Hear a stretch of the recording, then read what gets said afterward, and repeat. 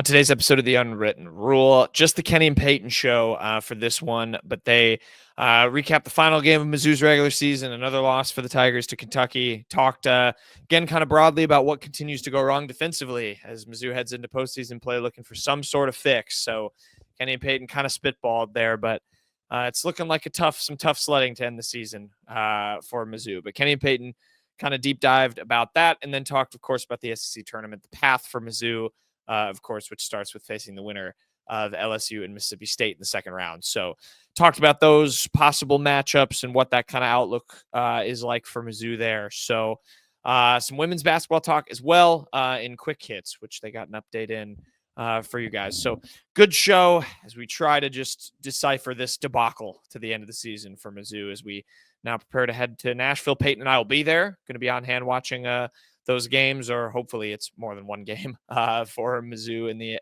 SEC tournament. But yeah, good show between Kenny and Payton for you guys. So that's the last you'll see of me, but enjoy them talking some Mizzou hoops. We'll get right into it. The Unwritten Rule starts right now. Marcel, where are you going with that disc? You are not putting that on again. Marcel, okay, if you press that button, you are in very, very big trouble. Attention. Everybody stop what you're doing. It's time for The Unwritten Rule, a Mizzou sports podcast brought to you by the Believe Network, alongside Payton Haverman and Kenny Van Doren. Here is your host, Jack Knowlton.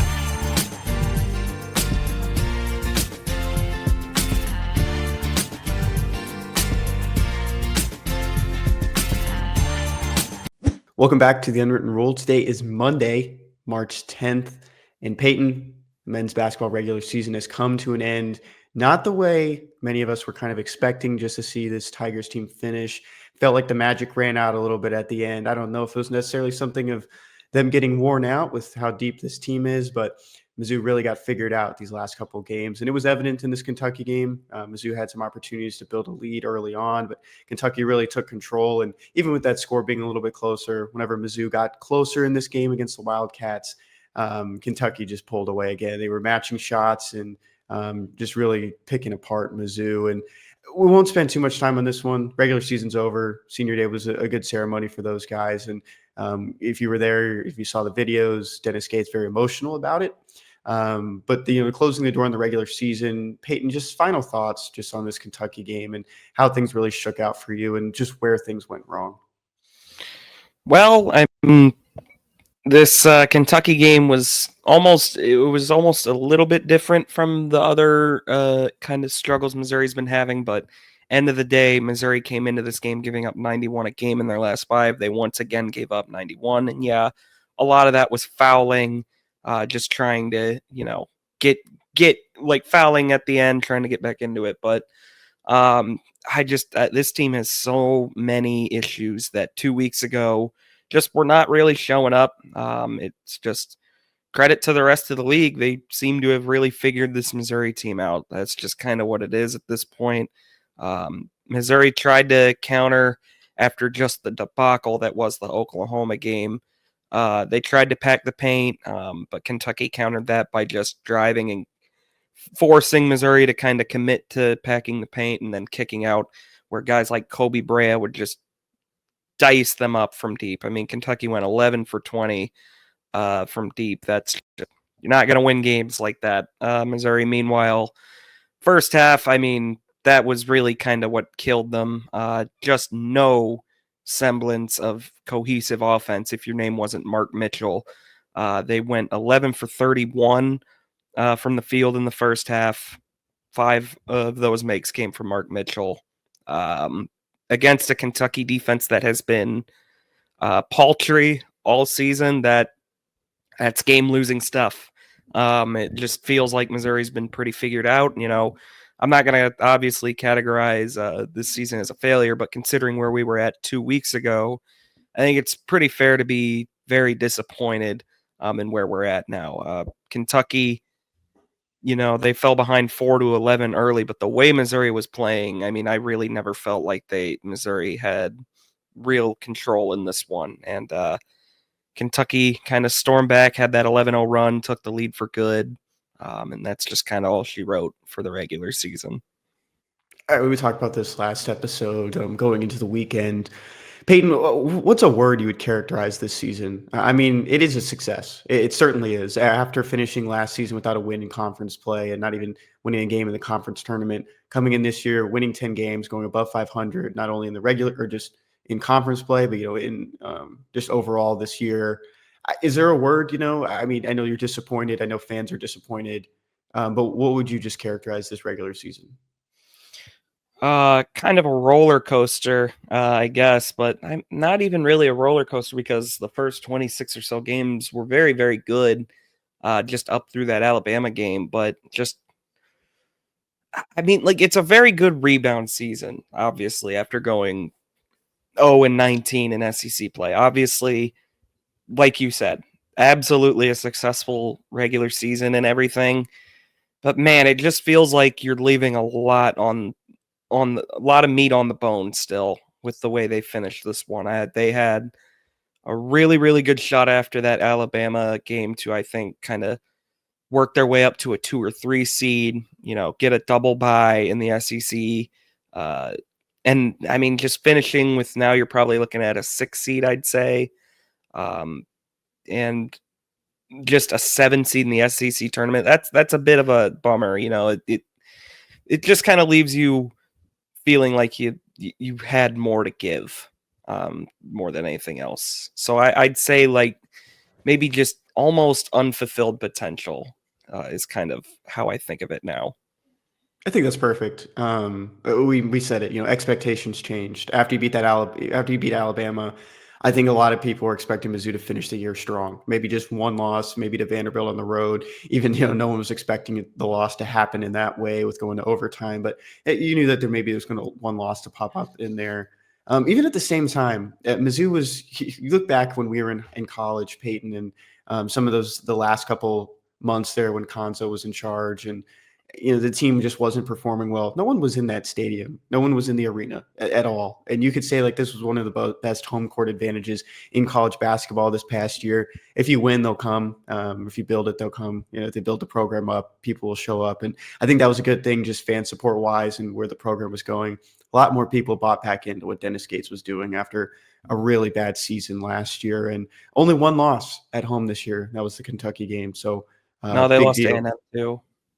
Oh, sorry. Yeah. So 2 losses at home, but it was kind of one on the buzzer beater. I forget about that one, but really just one loss. We kind of got, handled at the end in Kentucky, but very just strong overall performance just at home. And I think that really kind of shows with people buying back in to this program. Any just final thoughts, just Peyton, on this Kentucky game?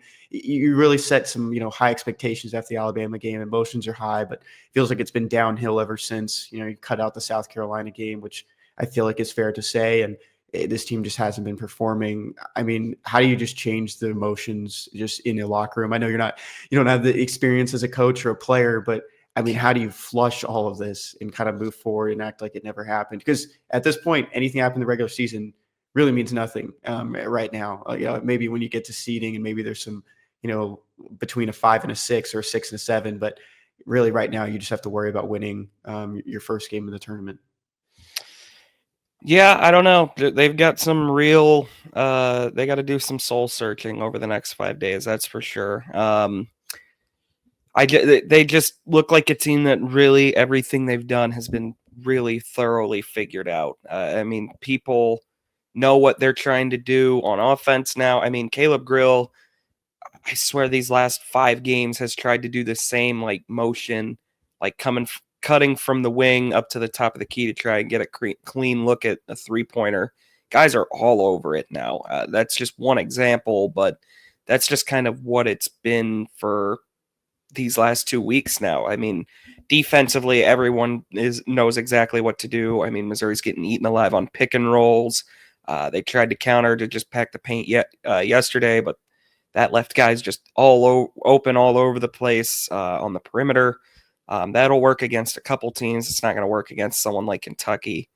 So I don't know. They got Dennis Gates. It's going to have to be one of his better coaching jobs is figuring out how to kind of right the ship in the next few days, because if they don't make some pretty big adjustments, I have a feeling Missouri's only got 2 games left.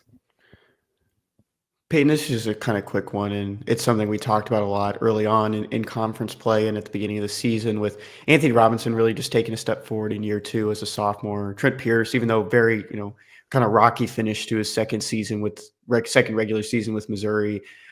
Just two guys that really took a step forward in year two. And I feel like we didn't see much of just the freshmen near the end. A lot of, just rusty play, so a lot of raw talent on this roster. I know guys will enter the portal, things will change, but it's a conversation I've been having just a little bit in and out recently. I mean, is there a freshman right now that you think will take like a massive leap next year? Someone like Anthony Robinson will have a big development off this offseason? It's so hard to say, because if I had guessed after last year, I was not expecting Ant or Trent Pierce to give them really anything this year, I'll be honest. I mean, you kind of hope it's Honor Boateng, just with him being probably the most talented of the bunch. Marcus Allen got a good amount of play time. Maybe that helps him down the road. I don't know. So, like, guys like Payton Marshall just don't really seem close right now, so I can't really bank on that one. I'd probably have to guess Honor Boateng makes that leap. He's the one that's supposed to have the most raw talent. Dennis Gates has called him the most talented freshman he's ever coached. He got a few minutes down the stretch here in like non-token starts, like he did in non-con play and like garbage time minutes. Like, he did play down the stretch, and I don't think Dennis Gates would do that without guys actually earning it. We'll see with Trent Burns too. The coaching staff is obviously seemingly incredibly high on him. So it'd be nice to see if he could maybe take a leap forward for them. But if I had to guess right now, I'd probably say Boateng. Yeah, that's a good one. Kind of an easy one too. And seeing him on the court, it just physically developed too. He's a built guy to play that guard position. A little bit different from the Tamar Bates and Demoy Hodges of the recent past years. He's a little bit more meaty than them and probably has a little bit more size to get in and drive at the same time. But yeah, I think, just kind of moving forward, we'll look at the SEC tournament right now. Missouri did get one of the byes, so they will play what is called Game 7 on Thursday, March 13th in the second round. They will play the winner of LSU against Mississippi State. Mississippi State, the 10 seed, LSU, the 15th seed, excuse me. That game will be at 6 o'clock on Wednesday, Central Standard Time. Peyton, just in this game, I think we're kind of expecting, Mississippi State. These are two teams that Missouri has beaten this year. We expect Mississippi State to edge this one out. It's hard sometimes to beat a team twice. That's what a lot of people say. But Missouri's done it. They went on the road. Very different Mississippi State team than years past. Not really ranking as high in defense that we've known them for under Chris Jans. But I think we'll just kind of talk about Mississippi State. I mean, what does Mizzou have to just get right to beat Mississippi State again? Well, I mean, that was the worst loss at home in the Chris Jans era at Mississippi State that Missouri dealt them. That's kind of when it really felt like maybe this Missouri team had a bit of an extra gear. But I mean, man, since then, I mean, Caleb Grill has really kind of been placated. I don't really think you're going to see him kind of dominate like he did in that game before. And Missouri's defense is in a really different spot. I mean, they're not turning teams over like they were. And we obviously know what the rest of it has looked like.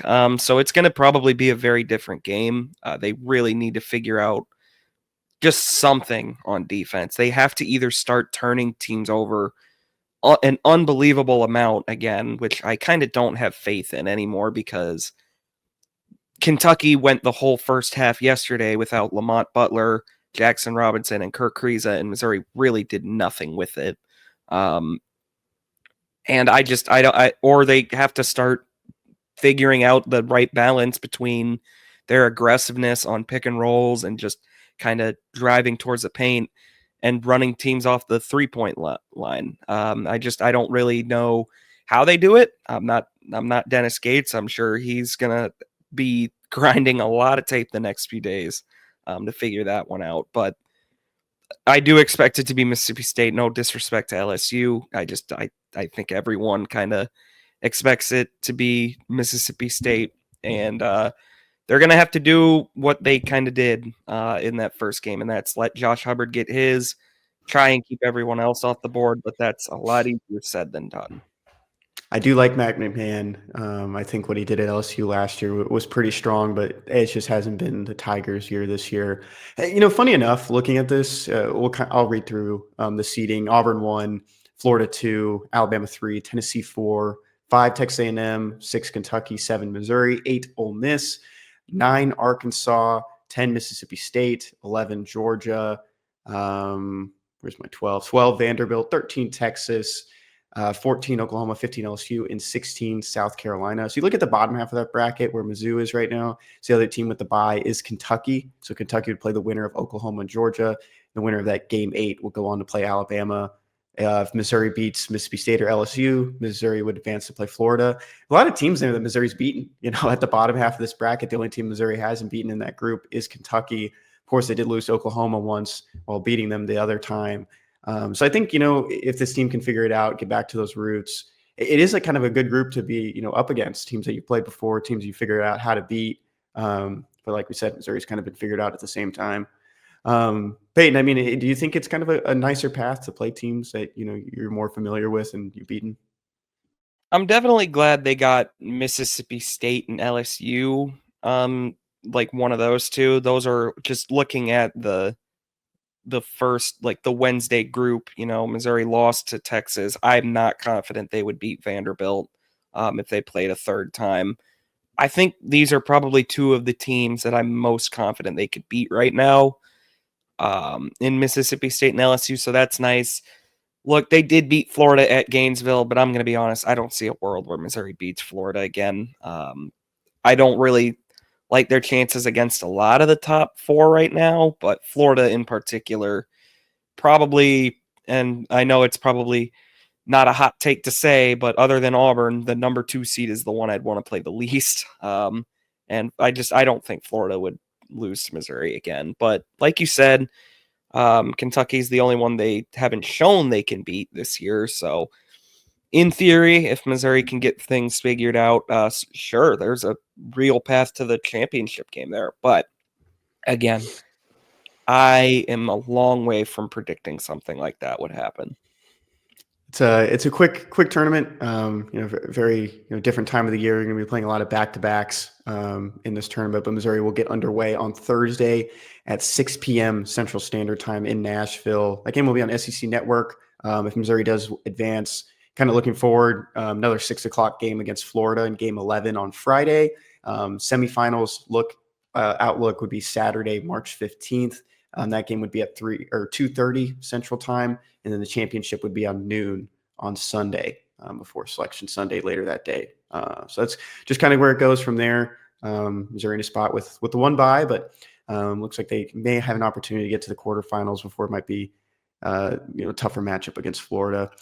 Before we close out the show, we'll jump over to Quick Hits, and we'll see you there.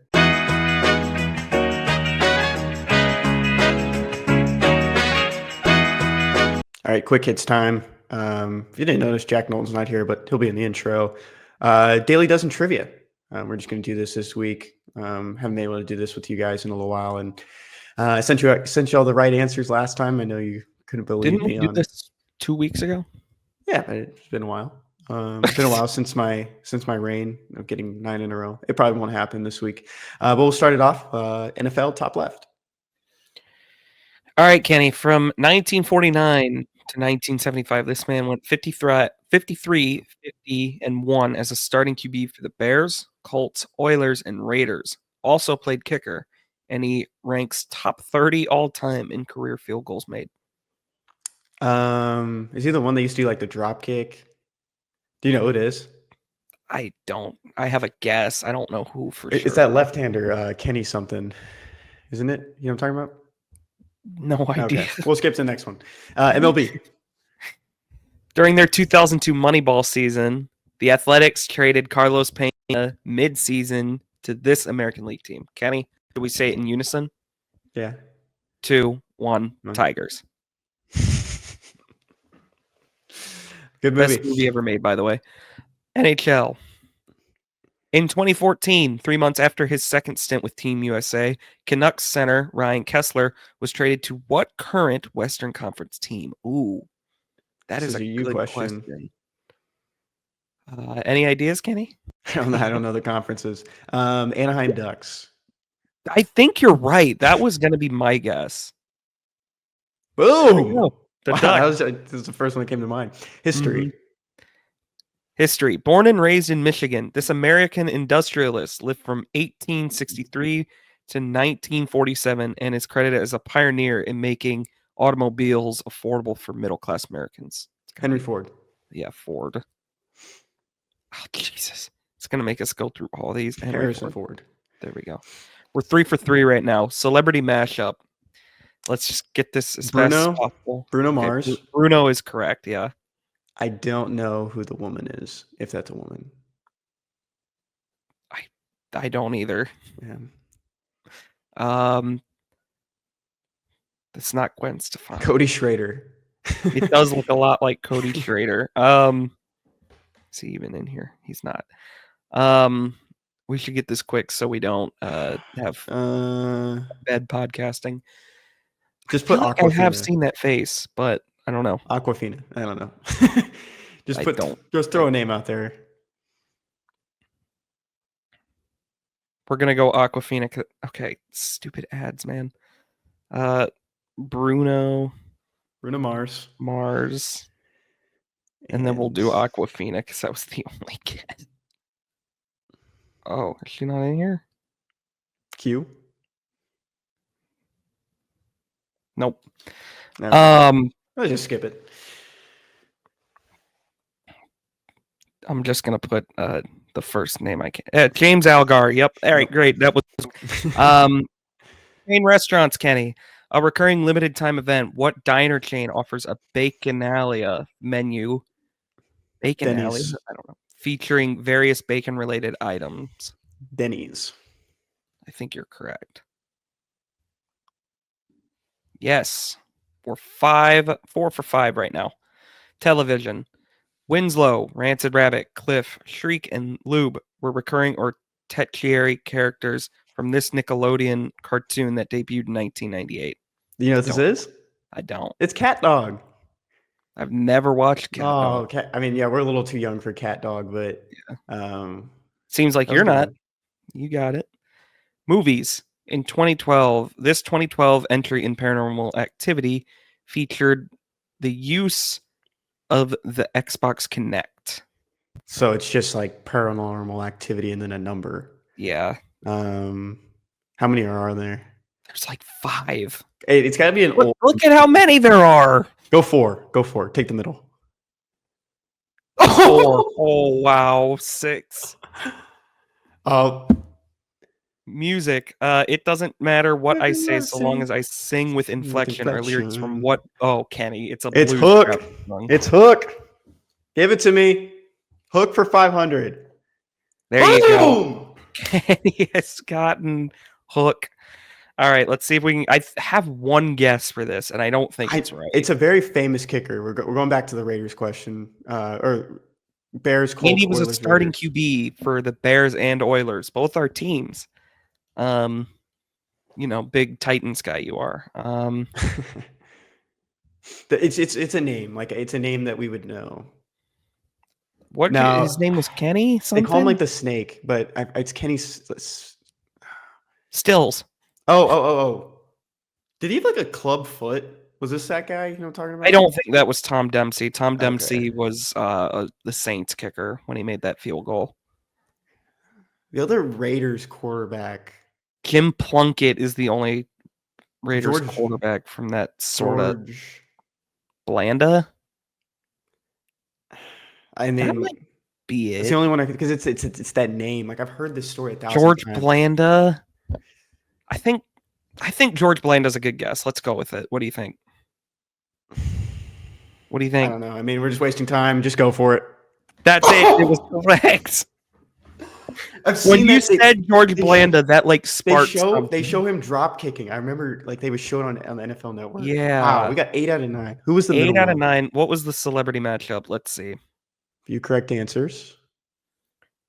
It was Alicia Keys. Alicia Yeah, Keys. I Oh, wouldn't have gotten that. no, Wow. me neither. Well, that was a pretty good effort, though, Kenny. Yeah. I think we did. We can be We got some very good proud of guesses in that. there. The Paranormal Activity 4 just going in the middle. Yeah.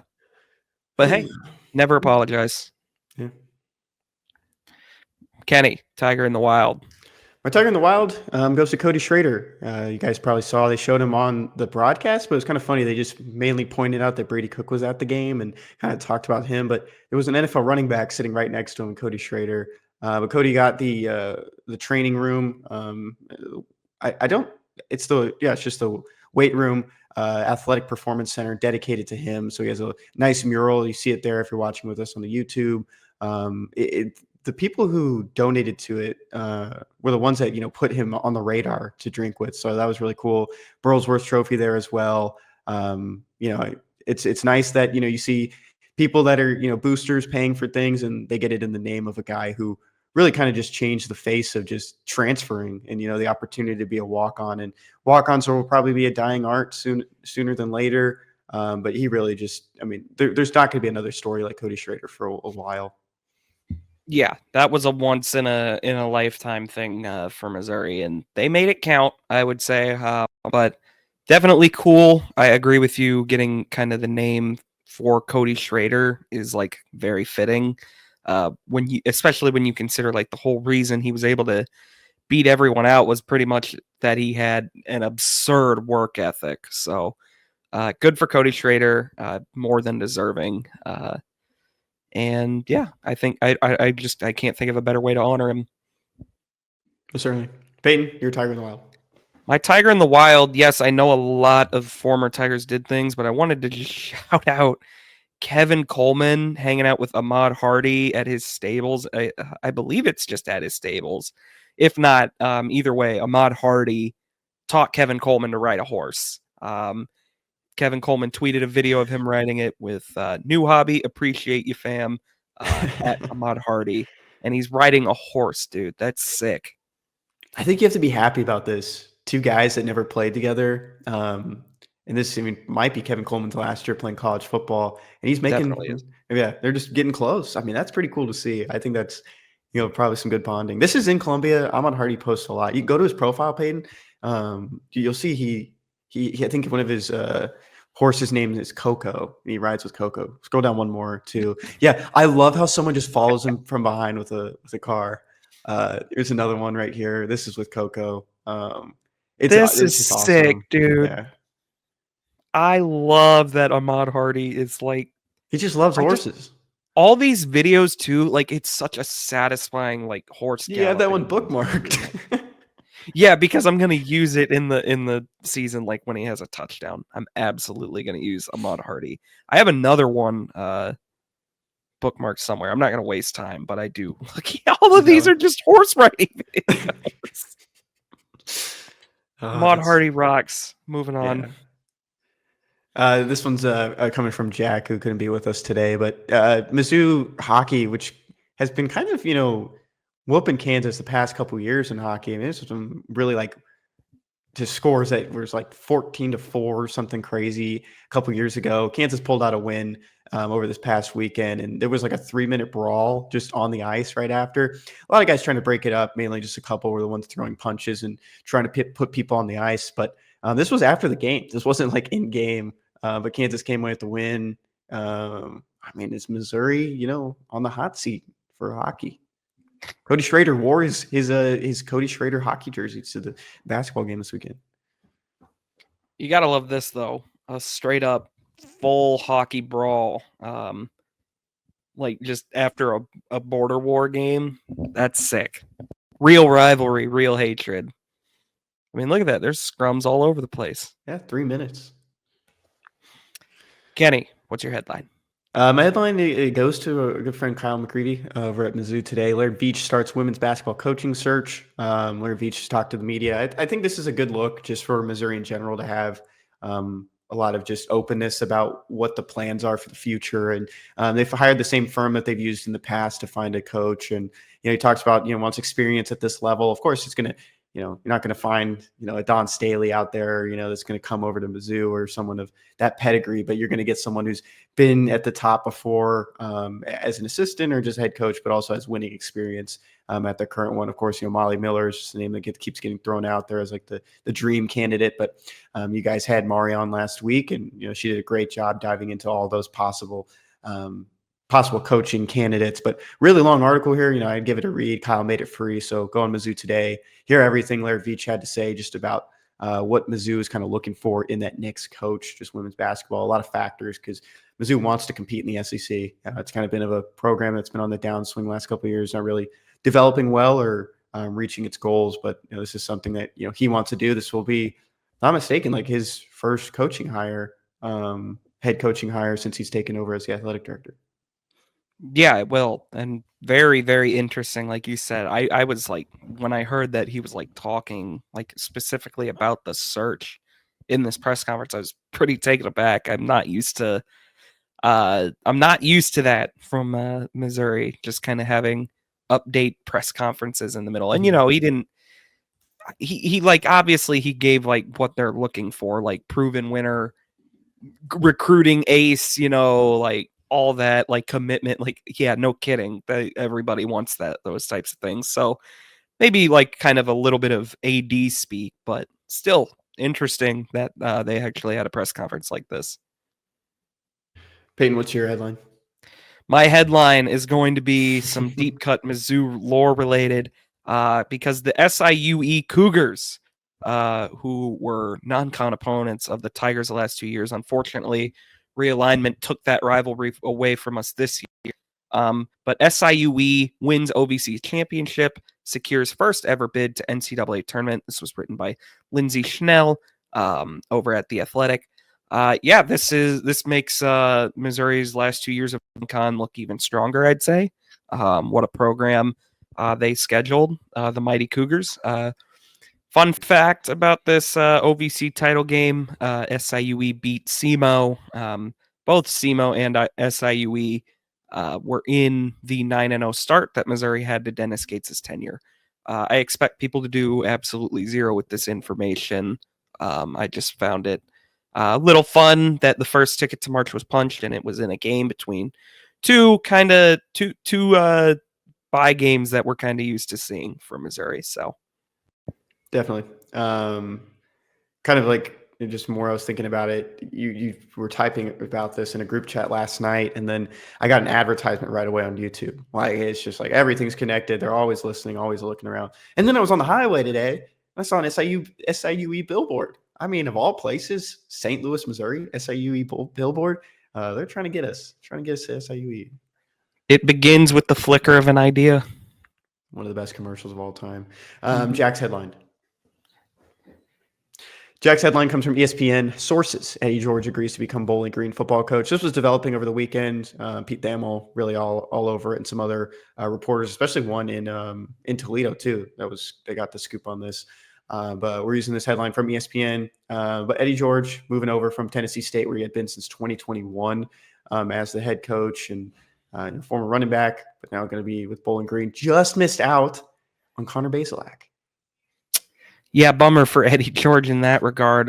But Eddie George, I mean, obviously people will remember him from his playing days, Ohio State, the Tennessee Oilers. Obviously a legend in both regards there. But he's done a great job down at Tennessee State as well. He even got an interview like in the NFL. He got the Bears interviewed him for their head coaching job. So Eddie George definitely seems like kind of a coach on the rise. Seems like it could wind up being a very, very good hire for Bowling Green. Yeah, moving over to the MAC. No ratio this week, but Payton, what's the joke? Oh, Kenny, do I have a doozy for you? This one comes from our favorite TV series, The Today Show, by the way. Kenny, what's the best air to breathe if you want to be rich? Fresh air? Man, I'm going to kick myself. I want to be rich. Rich air? Millionaire. Oh, that's good. Okay. Bang. What about billionaire? Or trillionaire? Either one that's a big would be one. okay. Before we get out of here, I'm gonna show you something, Peyton. This was supposed to be for Jack too, but I told you about this. I got this at a estate sale. This Rice Owls sticker. Oot. Of course, that is my team in Dynasty with you. I got a Houston one too. Houston Cougars. Thought that was fun. Wow, where'd you get these? An At estate sale estate sale. They had an in estate sale St. at a Louis? mall. Yeah. And then I got Wow. this one, All-Star Weekend, 1998. Oh, that's New right York. up your alley. Look Yeah, I at thought that that was logo. cool. Look And at then the I got one touchdown. for you and Jack, and I think you'll be excited Oh. about these ones. This one really stood out to me. It was on the top of the box, but a Georgia Southern University. Oh my goodness Old gracious, logo. you're kidding me. I don't really know if the adhesive works, but I told you if you put hot water on it, it's supposed to activate. But these are also from like the 80s or 90s. And Dude, then that's sick. one for Jack. Jack always talks about this Milwaukee Brewers logo, an old one that people really don't Oh, know that too much sucks. about, but the MB. I know you're not a fan of that one, but I got these. So I'll definitely give that to you when I see you next. Kenny, those are awesome. Yeah. Those are some mythic pulls. I love that. So yeah, it was kind of funny. The Rice and the Houston one was just like, why? But there was like Florida A&M, a lot of Carolina ones. I really don't know what the collection was about. What Carolina ones were there? North Carolina State, but it was like an old one with like 3 Wolves, Charlotte, Coastal, just a bunch of some of those smaller schools too. East Carolina, I think, had one. There was a I might have had Massachusetts you pick Minutemen. more of those up for me. I would have. Yeah. That's sick. It was fun. But yeah, so that's going to do it for today's episode of The Unwritten Rule. Enjoy the game on Thursday. We'll have a recap on Friday for that show. Yeah, we'll have a recap. But until then, have a great week and enjoy the SEC tournament.